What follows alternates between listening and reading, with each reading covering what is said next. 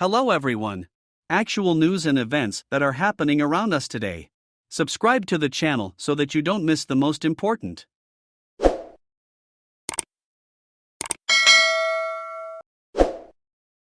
The Defense Department has failed its fifth-ever audit, unable to account for more than half of its assets, but the effort is being viewed as a teachable moment, according to its chief financial officer.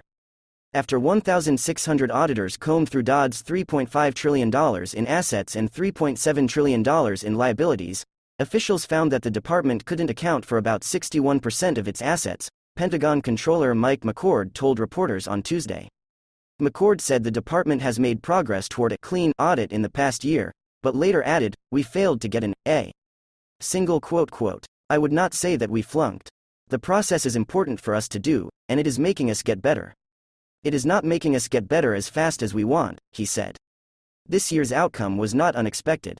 Federal law since the early 1990s requires mandatory audits for all government agencies, and since fiscal year 2013 all but the DoD have been able to satisfy that requirement. The sheer size and scope of the department, which makes up for more than half of the U.S. discretionary spending and has assets that range from personnel and supplies to bases and weapons, makes it difficult to audit.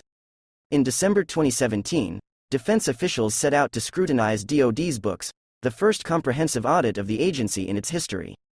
That effort failed the next year, and the four that followed. The agency had never expected to pass, however, due to accounting issues officials said could take years to fix. Because accounting records needed to complete the assessment were not available, all 5 audits received a disclaimer of opinion, though there have been improvements each time.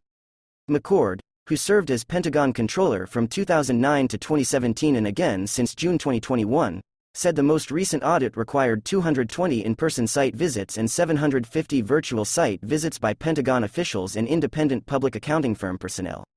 What they found were several new weaknesses in how DoD accounted for its assets, which include nearly 2.9 million military personnel, equipment and weapons including 19,700 aircraft and more than 290 ships, and physical items including buildings, roads and fences on 4,860 sites worldwide. To break up the work, the department holds 27 separate, smaller audits and then combines the information to get the bigger picture and prevent having something on a record that doesn't exist in reality or having big discrepancies.